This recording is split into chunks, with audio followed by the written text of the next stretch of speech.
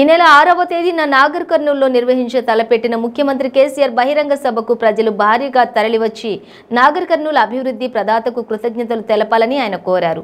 వెలమ సంఘం function hall సమీపంలో బహిరంగ సభ కోసం జరుగుతున్న ఏర్పాట్లను ఎమ్మెల్యే మర్రి జనార్దన్ రెడ్డి ఎస్పీ మనోహర్తో కలిసి పరిశీలించారు.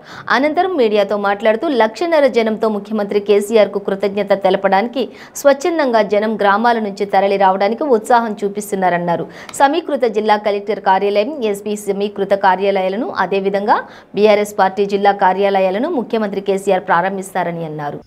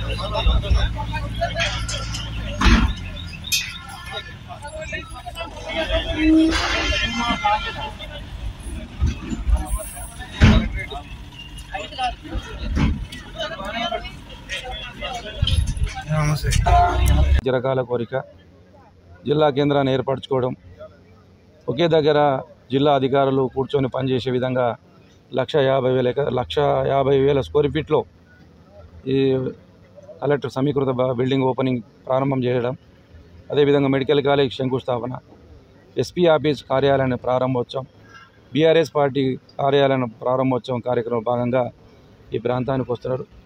1,50,000 మందితోటి ఈ భారీ బహిరంగ సభను ఏర్పాటు చేయాలని సన్నాహాలు చేస్తున్నాం.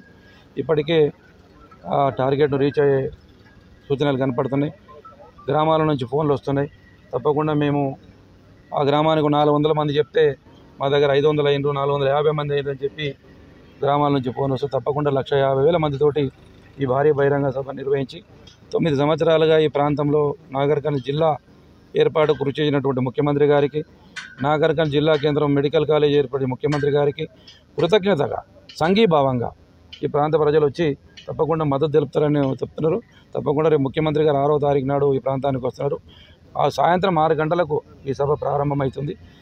ఈ సభలో అధిక సంఖ్యలో పాల్గొని ఈ సభను విజయవంతం చేయవలసిందిగా మీడియా ద్వారా నాగర్ కర్నూలు జిల్లా ప్రజలకు మరొకసారి విజ్ఞప్తి చేస్తున్నాం.